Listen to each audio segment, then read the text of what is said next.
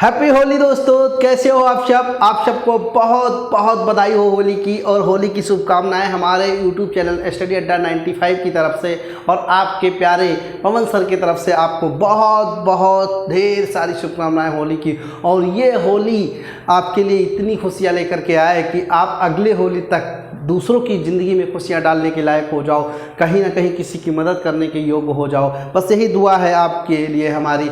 आज के इस टारगेट बैच में मैं पवन सर आपको हिंदी का विराम चैप्टर कराने वाला हूं, जो कि चैप्टर नंबर 3 है विराम।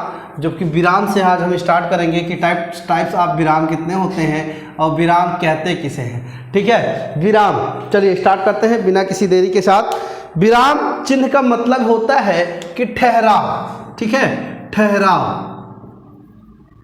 ठहराव या रुकना, रुकना या यति प्राप्त करना। ठीक है, जब हम किसी पद पंक्ति को पढ़ रहे होते हैं और उसमें हमें रुकना पड़ता है, रुकना पड़ता है, उसको कहते हैं विराम। जैसे रोको मत जाने दो, रोको मत जाने दो। और रोको दूसरा है रोको मत जाने दो। आप एक चीज ये बताइए कि लाइन तो सेम लिखी है, शब्द सेम लिखा है, वाक्य सेम लिखा है, और लेकिन इसमें डिफरेंट क्या है? डिफरेंट किसकी वजह से आता है? इसकी वजह से आता है। ये क्या कह रहा है? रोको मत जाने दो। क्या कह रहा है? रोको मत जाने दो। मतलब इसका भाव जो है वो क्या कह रहा है? भाव क्या कह रहा है कि किसी को रोको मत जाने दो, मतलब उसको रोक लो, जाने मत दो, मतलब पकड़ लो। भाव कह रहा है पकड़ लो। दूसरा है रोको मत जाने दो, तो दूसरा भाव कह रहा है कि रोको मत, उसको छोड़ दो। रोको मत भाव कह रहा है कि छोड़ दो। ठीक है, रोको मत जाने दो, उसका भाव है कि किसी को जाने मत दीजिए, रोक लीजिए। और रोको मत जाने दो, रोको मत जाने दो, रोको मत जाने दो, बहुत बड़ा डिफरेंट है। आपके इस पॉइंट व्यू से देखा जाए तो इसमें जो आपके अर्थ छुपे हुए हैं वो किस प्रकार से, रोको मत जाने दो, रोको मत जाने दो, मतलब विराम। एक विराम नाम की, यति नाम का एक आपका वर्ड है, जो वर्ड नहीं है, बेसिकली एक चिन्ह है, एक पद चिन्ह है, और चिन्ह की वजह से वो कंप्लीट नहीं हो पाता है। ठीक है, तो उसी को आप ठहराव कह लीजिए, विश्राम कह लीजिए, रुकना कह लीजिए, यति कह लीजिए, कुछ भी कह लीजिए, और आप बस इसको मान जाइए, इसको आप जान जाइए कि विराम होता क्या है। आइए, एक हमारे गुरु जी थे जिनका नाम था श्री कामता प्रसाद। क्या नाम था? श्री कामता प्रसाद।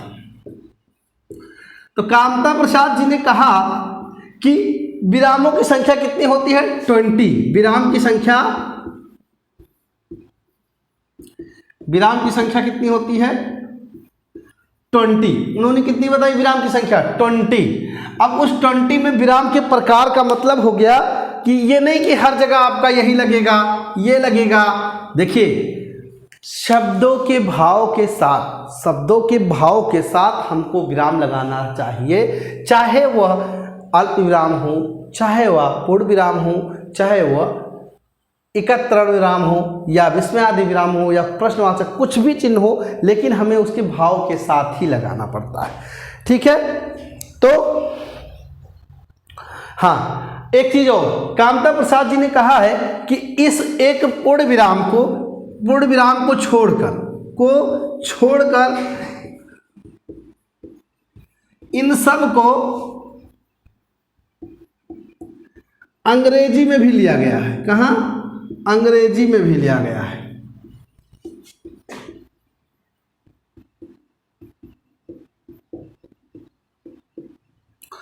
ठीक है, मतलब पूर्ण विराम को आप अंग्रेजी में नहीं बोल सकते, बाकी सारे के सारे विरामों को, जो 20 विराम हम आज आपको कराने वाले हैं, ये आपका टारगेट बैच है, चाहे वो सुपर टेट हो, चाहे वो आपका सी टेट हो, चाहे वो टेट हो, चाहे वो लेखपाल हो, चाहे वो आपका वीडियो हो, चाहे वो फॉरेस्ट गार्ड हो, चाहे टारगेट है आपका जो भी टारगेट है और जिसमें बेसिकली हिंदी आती है, तो उसी के लिए ये हमारा वीडियो है। टारगेट बैच करके आप प्ले लिस्ट में जाएंगे, टारगेट बैच करके आपको एक स्टेप बाय स्टेप सारी हिंदी मिल जाएगी और आज उसका तीसरा चैप्टर है। चलिए आगे देखते हैं।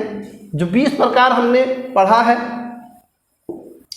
20 प्रकारों में से हम कुछ स्टार्ट करते हैं आपको समझाते हुए और आप समझने की कोशिश करना, आप समझने की कोशिश करना, इसमें से आप समझने की कोशिश करना। चलिए पहला पूर्ण विराम, पहला पूर्ण विराम, मात्राओं की संख्या जो है पहला पूर्ण विराम। चिन्ह कैसे लगता है? ऐसे। चिन्ह कैसे लगता है? ऐसे। ठीक है, कह रहा है प्रत्येक पूर्ण वाक्य के अंत में, चलिए लिखिए, प्रत्येक पूर्ण वाक्य के अंत में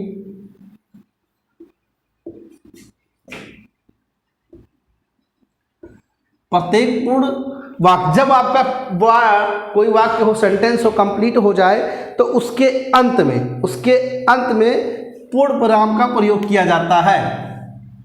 पूर्ण विराम का प्रयोग किया जाता है।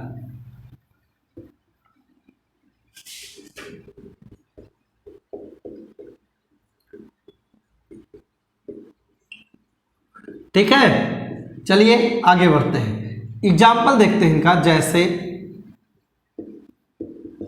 एग्जाम्पल को देखते हैं, जैसे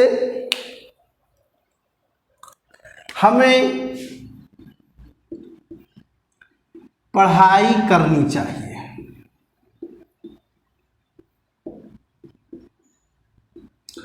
हमें पढ़ाई करनी चाहिए, तो ये क्या है? एक पूर्ण वाक्य है, एक पूर्ण वाक्य है, और जब पूर्ण वाक्य कंप्लीट हो गया तो अंत में क्या आया है? पूर्ण विराम। ये ठीक है। दूसरा भी इसी वक्त देख लेते हैं। दूसरा क्या है? हम सबको वृक्षों की रक्षा करनी चाहिए।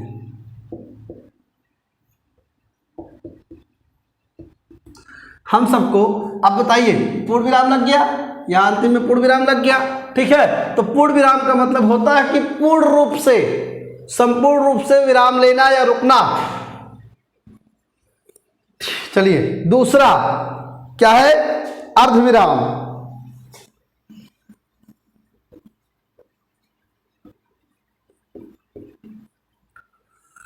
दूसरा है अर्धविराम। अब अर्धविराम में कौन सा विराम लगेगा? बताइए। ये है अर्धविराम का चिन्ह। अर्धविराम का चिन्ह कहा जाता है जब किसी एक वाक्य का भाव दूसरे वाक्य में पूरा होता हो।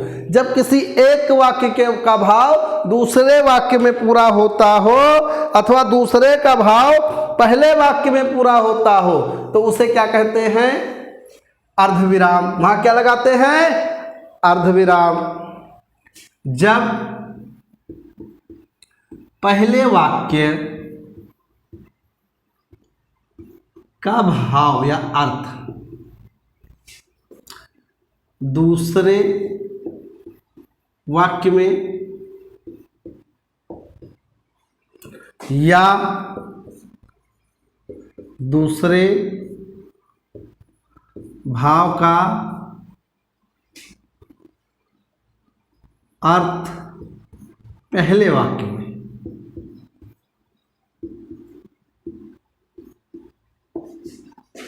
पूर्ण होता है। ठीक है, जैसे एग्जाम्पल कराएंगे आपको तभी समझ में आएगा। जैसे वह बेईमान है, वह बेईमान है। ठीक है, अब यहाँ अर्धविराम लगाते हैं। वह बेईमान है ऐसा यह उसके दोस्त कह रहे हैं। दोस्त कह रहे हैं, ठीक है। देखिए पहला वाक्य क्या है, वह बेईमान है। इसका भाव कंप्लीट नहीं है। भाई क्यों बेईमान है, कोई तो कारण होगा जो उसको बेईमान साबित कर रहे हो आप लोग। या उसके दोस्त कह रहे हैं सॉरी उसके दोस्त कह रहे हैं, इसीलिए ये पहला उदाहरण था। दूसरा उदाहरण, उदाहरण नंबर 2 क्या है? दूसरा उदाहरण, उसकी माँ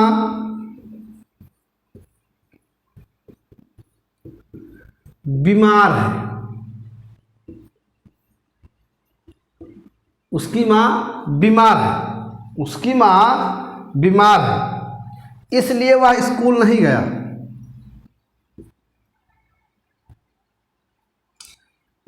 इसलिए वह स्कूल नहीं गया।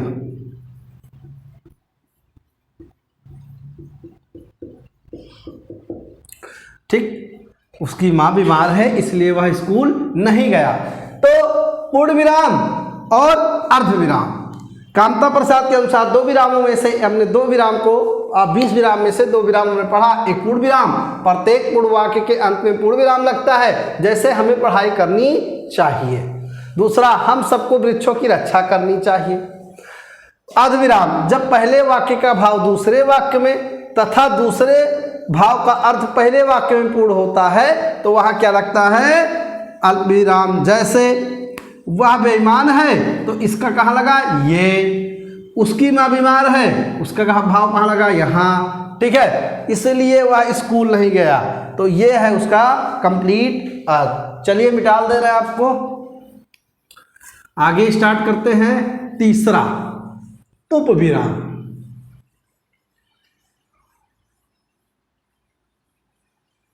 कौन सा? उपविराम।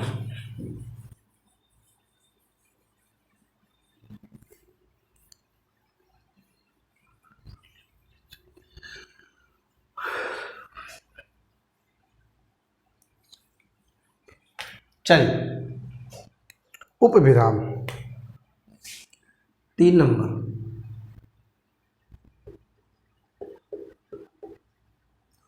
उपविराम कैसे लगता है? उपविराम कैसे लगता है भाई? ऐसे लगता है। अब उपविराम का क्या मतलब होता है? उपविराम का किसी शब्द की सीमा निर्धारण करने के लिए अथवा संवादों में उपविराम का प्रयोग किया जाता है। किसी शब्द की सीमा निर्धारण करने के लिए, किसी शब्द की सीमा निर्धारण करने के लिए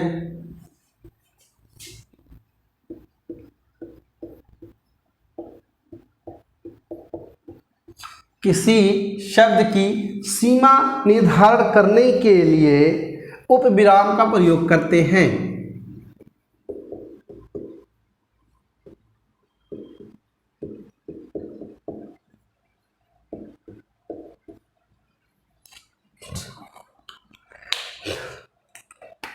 जैसे कौन से, कैसे बताओ कि जब किसी शब्द की सीमा को आपको निर्धारण करना है, जैसे सोनू, यही रुकना है। सोनू, क्या तुम बाजार जा रहे हो? क्या तुम बाजार जा रहे हो? सोनू, क्या तुम बाजार जा रहे हो? कौन पूछा? दीपक।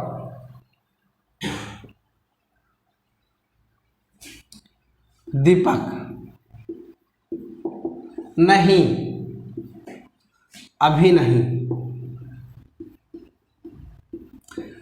मतलब किसी शब्द की सीमा निर्धारण करने के लिए उपविराम का प्रयोग करते हैं कि सोनू पूछ रहा है दीपक से क्या तुम बाजार जा रहे हो, तो दीपक कहता नहीं मैं बाजार अभी नहीं जा रहा हूँ।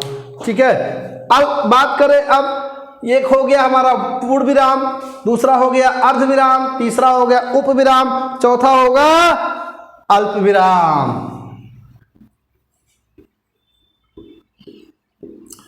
देखिए अल्प विराम का क्या मतलब होता है, कौन बताएगा? चलिए फटाफट। अल्प विराम का मतलब होता है कि किसी चीज की सीमा निर्धारित हो,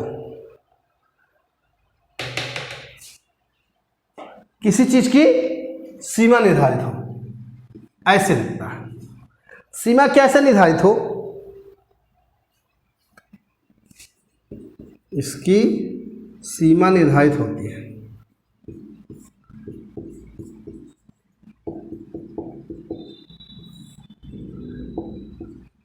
इसकी एक सीमा निर्धारित होती है।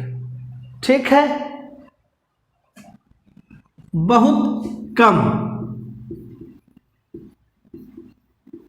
ठहराव के लिए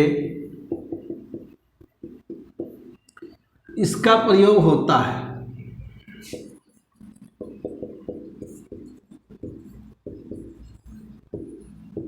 जैसे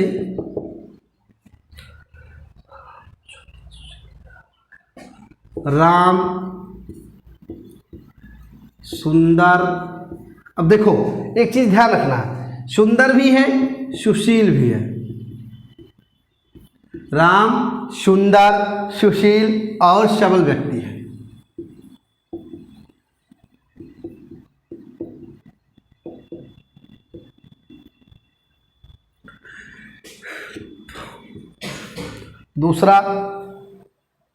दूसरा क्या कह रहा है?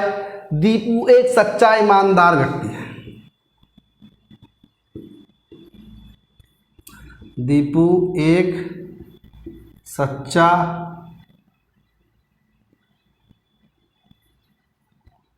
ईमानदार व्यक्ति है।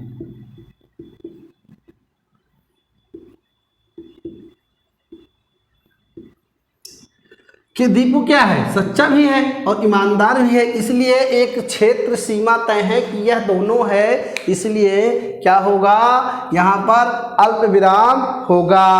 ठीक है, इतना समझ गए? चलिए आगे बढ़ते हैं, इसको मिटा दे रहे हैं। अगला हमारा है प्रश्नवाचक चिन्ह, जो सबको पता है। प्रश्नवाचक चिन्ह सबसे आसान है, हर कोई लगा लेगा, हर किसी के लिए वो बहुत व्यापक होता है, बहुत इजी होता है। जब कोई व्यक्ति किसी से साथ प्रश्न कर रहा होता है, जब किसी व्यक्ति के साथ वह प्रश्न कर रहा होता है, तब वहाँ जा कर के प्रश्नवाचक चिन्ह लगता है। प्रश्नवाचक चिन्ह का मतलब होता है कि किसी से सवाल करना। पांचवा,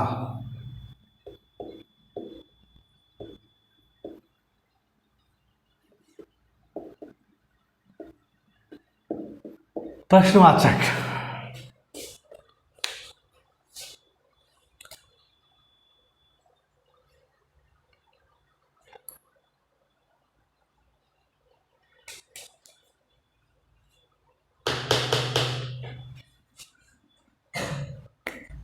जब कोई व्यक्ति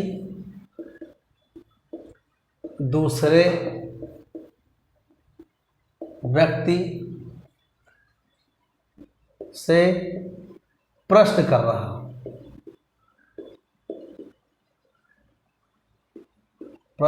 रहा हो, जैसे तुम क्या खा रहे हो? ठीक, तुम क्या खा रहे हो? वह कहाँ रहता है?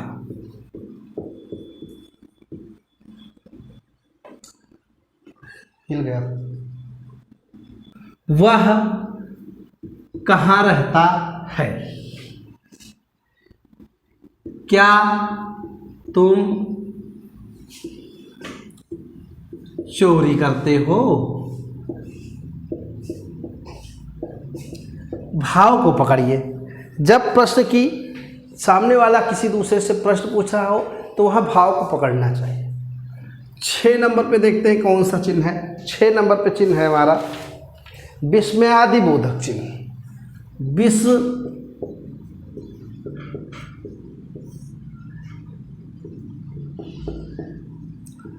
बोधक चिन्ह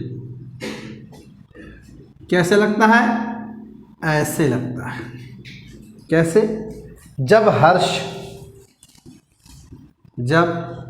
कभी हर्ष, दुख, शोक,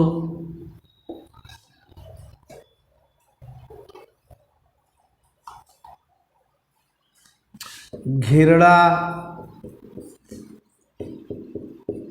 आदि का संवाद हो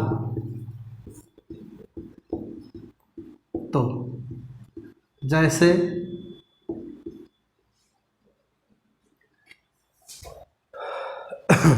हाय रुक गया यही संसार, हाय रुक गया यही संसार, सिंदूर बना मेरा अनल अंगार। हाय, यहाँ चिन्ह लगेगा क्योंकि यहाँ पर उत्तर, अभिमन्यु की वाइफ उत्तरा कह रही हैं अभिमन्यु के मर जाने के बाद, हाय रुक गया यही संसार, सिंदूर बना मेरा अनल अंगार। ठीक है, हाय रुक गया, हाय रुक गया मेरा यही संसार। ठीक, तो इसमें क्या है? दुख की बात कर रहा है। इसमें क्या कर रहा है? दुख की बात कर रहा है।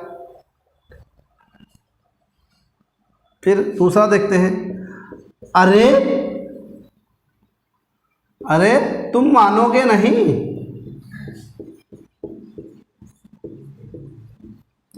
अरे तुम मानोगे नहीं। यहाँ भी आश्चर्यचकित वाली बात हो रही है। तो यहाँ क्या हो जाता है? ये विस्मयादि बोधक है। विस्मयादि बोधक का मतलब हो गया कि अगर अलंकार आप पढ़ोगे तो विस्मयादि बोधक का थोड़ा सा वहाँ विपसा अलंकार के साथ आता है, क्योंकि उसमें भी किसी भी घृणा वाली चीज़, किसी भी आश्चर्यजनक वाली या किसी हर्ष वाली चीज़ को जब हम पदपक्ति को पढ़ते हैं तो वहाँ विपसा अलंकार होता है, और जब हम रस पढ़ेंगे तो जुगुप्सा अलंकार होगा। ठीक है, और जब यहाँ देख रहे हैं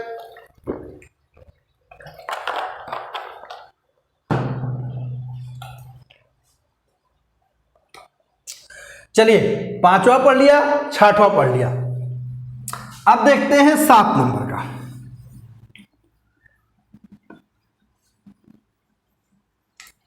विराम पार्ट 1, विराम क्लास 1 में 10 चिन्ह को कराएंगे और अगला देंगे दूसरे क्लास में। चलिए, आई होप कि आप लोग को अच्छा लग रहा होगा और समझ में भी आ रहा होगा। अगर समझ में आ रहा है तो चैनल को सब्सक्राइब कर दीजिए, लाइक कर दीजिए, कमेंट कर दीजिए। 6 नंबर में क्या है? 7 नंबर, सॉरी, उद्धरण चिन्ह या अवतरण चिन्ह। 7वां, उद्धरण चिन्ह या अवतरण चिन्ह।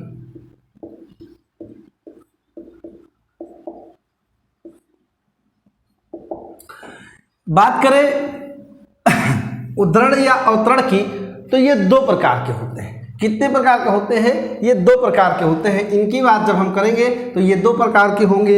एक होंगे इकहरा उद्धरण चिन्ह और एक होगा दोहरा उद्धरण चिन्ह। इकहरा उद्धरण चिन्ह, ठीक। दूसरा क्या होगा? दोहरा उद्धरण चिन्ह। इनको प्रदर्शित कैसे करते हैं? इकहरा को कैसे करते हैं? इकहरा को जैसे हम बोलते हैं इंग्लिश में इन्वर्टेड कामा, ये है, और ये क्या है? दोहरा। ये क्या है? दोहरा। इकहरा और दोहरा, इकहरा और दोहरा, ठीक है। यह है इकहरा और यह है दोहरा, यह है इकहरा और ये है दोहरा, उद्धरण या अवतरण दो। प्रयोग कब होता है? प्रयोग कब होता है?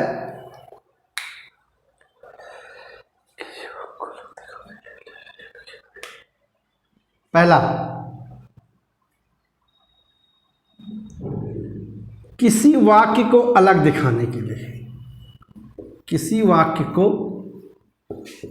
अलग दिखाने के लिए।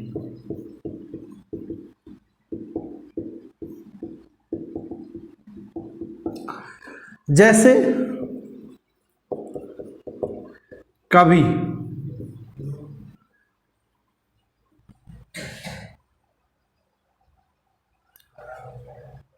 जैसे कवि,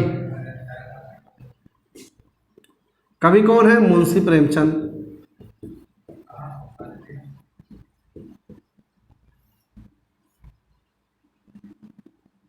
मुंशी प्रेमचंद। कविता की बात करें तो पूस की रात, की रचनाओं की बात करें तो पूस की रात। तो यहां भी क्या होगा? Inverted comma, single inverted comma, double inverted comma. ये इतना चीज ध्यान रहे कि सिंगल इन्वर्टेड कामा और डबल। चलिए, ये पहला हो गया। अब हम दोहरा को भी देखना चाहेंगे।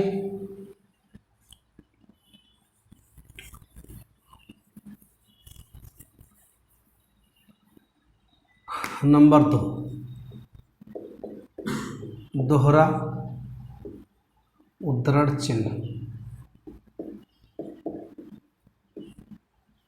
दोहरा उद्धरण चिन्ह,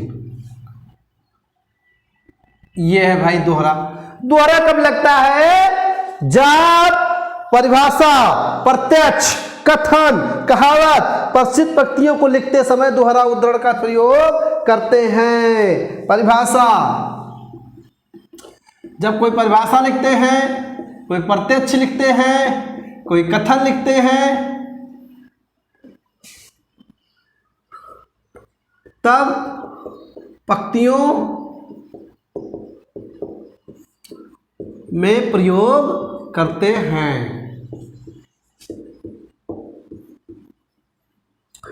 जैसे चलिए उदाहरण के हिसाब से हम समझाएंगे। सक्सेना ने कहा कि धीरे धीरे कुछ नहीं मिलता। सक्सेना ने कहा किसी चीज को बांधने के लिए ही इसका प्रयोग किया जाता। धीरे धीरे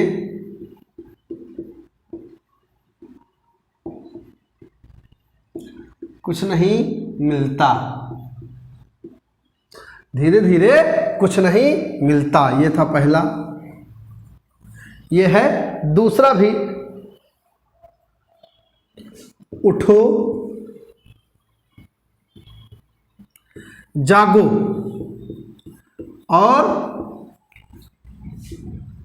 लक्ष्य की प्राप्ति तक रुको नहीं।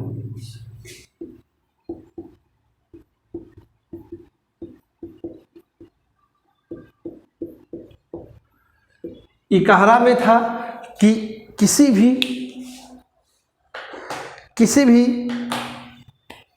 एक ही व्यक्ति के द्वारा उसके किए गए कार्यों को दर्शाना हो तो वहां इकहरा होगा, और जब किसी व्यक्ति के द्वारा कहे गए कथनों को दोहराना हो तो क्या होगा?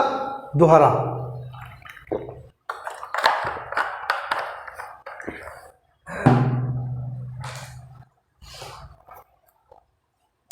चलिए 8 नंबर,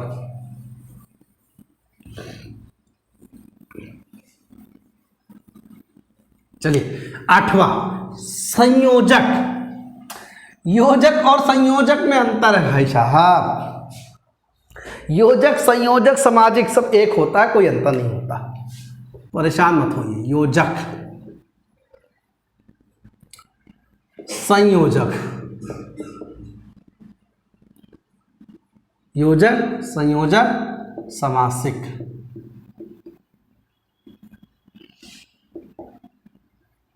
ठीक। अच्छा, इनको दर्शाया कैसे जाता है? ऐसे। कैसे? ऐसे। जब कभी दो विपरार्थी के बीच, जब दो विपरार्थी मतलब एक दूसरे के विरोधाभास। दो खंड, दो खंड, दो प्रधान, दो प्रधान या संयुक्त के बीच में योजक चिन्ह लगाते हैं।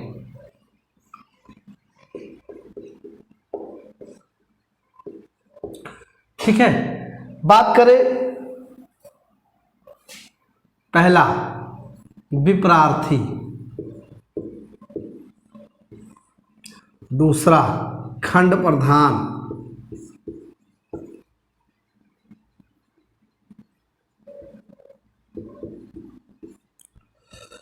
दूसरा खंड प्रधान, तीसरा संयुक्त क्रिया।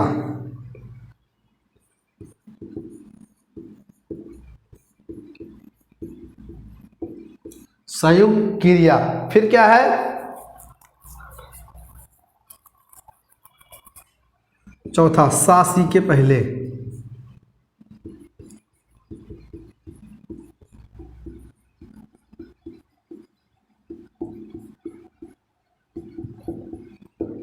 कैसे? पहले विपरार्थक, दाल योजक चिन्ह रोटी, दाल रोटी, माता पिता, लाभ हानि। ठीक। खंड प्रधान की बात करें, जब दोनों पद प्रधान हो, जैसे हवा भी प्रधान है और पानी भी प्रधान है, दाल भी प्रधान है और रोटी भी प्रधान है, दाल भी प्रधान है और रोटी भी प्रधान है। ठीक। संयुक्त क्रिया, पढ़ना लिखना, पढ़ना लिखना, मारना पीटना, मारना पीटना। ठीक है। सा सी से के पहले, सा सी से के पहले भी आता है चांद सा, चांद सा मुखड़ा तेरा, चांद सा रूप देखा अंधेरी रात में।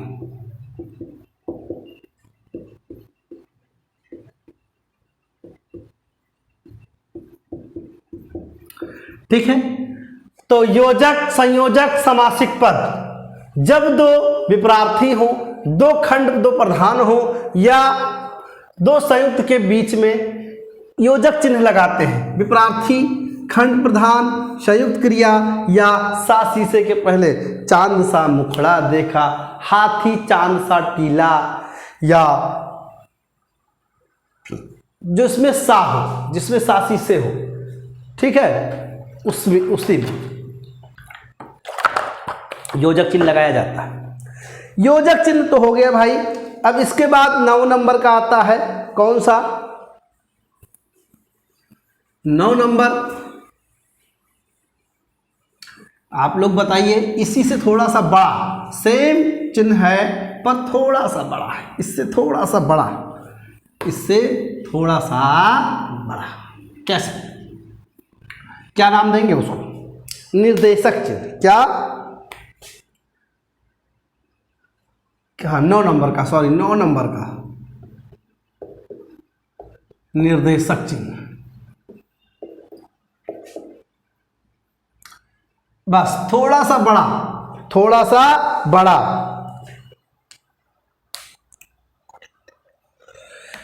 किसी भी संवाद को लिखने के लिए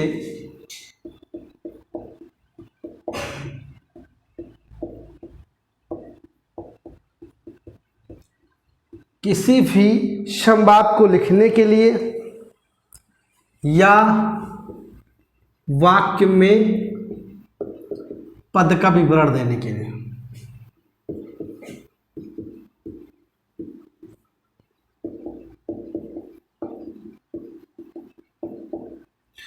पद का विवरण दे। जैसे सीमा, लगाओ बड़ा सा, बाजार जा रही हो गोलगप्पा खाने। और राधा, राधा तुम क्या कर रही हो, नाच रही हो, डीजे बाज रहा है का। ठीक, तो ये होता है हमारा योजक, सॉरी निर्देशक चिन्ह। अगला देखते हैं विवरण चिन्ह। कौन सा, विवरण चिन्ह। 10 नंबर का, आज की क्लास का अंतिम 10 नंबर का विवरण चिन्ह।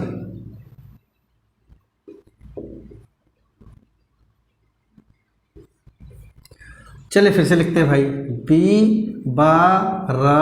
विवरण चिन्ह। विवरण चिन्ह कैसे लगता है विवरण चिन्ह, कैसे विवरण चिन्ह तो सबको पता भाई, ये होता है विवरण चिन्ह। अब विवरण चिन्ह लगाते क्यों हैं, किसी भी पद की व्याख्या या किसी को विस्तार में बताने के लिए, किसी भी पद की व्याख्या या विस्तार में बताने के लिए,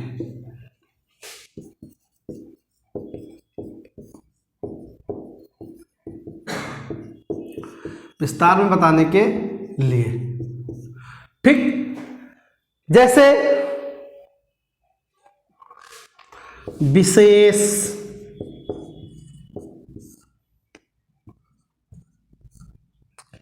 कहते नहीं नोट, नई लाइन से लिखो नोट बना के, ऐसे विशेष नोट। उदाहरण, जैसे उदाहरण, इस तरीके से। तो निर्देशक चिन्ह हमने क्या क्या पढ़ा आज की क्लास में। विराम कितने प्रकार के होते हैं, 20 प्रकार से। किसने कहा है, श्री कामता प्रसाद गुरु जी ने कहा है। ठीक है, विराम का अर्थ क्या होता है, किसी भी पद पंक्ति को पढ़ते समय ठहराव लेना, विश्राम लेना या यति लेना या रुक जाना, क्या कहलाता है, विराम कहलाता है। कितना पढ़ लिया हमने, पूर्ण विराम पढ़ लिया। दूसरा क्या पढ़ा, अर्धविराम। तीसरा उपविराम। चौथा अल्प विराम। पांचवा क्या पढ़ा, प्रश्नवाचक। छठा विस्मयादि बोधक। सातवां उद्धरण चिन्ह या अवतरण चिन्ह, उसमें हमने पढ़ा इकहरा और दोहरा। फिर 8वां योजक चिन्ह, 9वां निर्देशक चिन्ह और 10वां विवरण चिन्ह। अब हम अगली क्लास में कोष्ठक चिन्ह को पढ़ेंगे, विस्मरण को पढ़ेंगे, लाघव को पढ़ेंगे, लोप को पढ़ेंगे, दीर्घ को पढ़ेंगे, पुनरुक्ति को पढ़ेंगे और टीका को पढ़ेंगे, रेखा को पढ़ेंगे, तुलनात्मक सूचक को पढ़ेंगे, अथवा को पढ़ेंगे, समाप्ति सूचक को पढ़ेंगे। समाप्ति सूचक पढ़ेंगे तो भाई खत्म हो जाएगा पूरा का पूरा। ठीक है, तो आज की क्लास में इतना ही। आप लोग अच्छे से होली खेलिए, एंजॉय करिए। All the best for Holi. लेकिन हाँ, कलर रंगों से बच के अपने चेहरे को बचाइए भाई। फ्यूचर में शादी वादी करनी है कि नहीं करनी है, सेटल होना है कि नहीं, हाँ ऐसे चेहरा ख़राब कर लोगे का होली खेल के, नहीं, बस कलर से बच के खेलिएगा होली और किसी को कोई क्षति ना हो, नुकसान ना हो। हैप्पी होली आप सबको।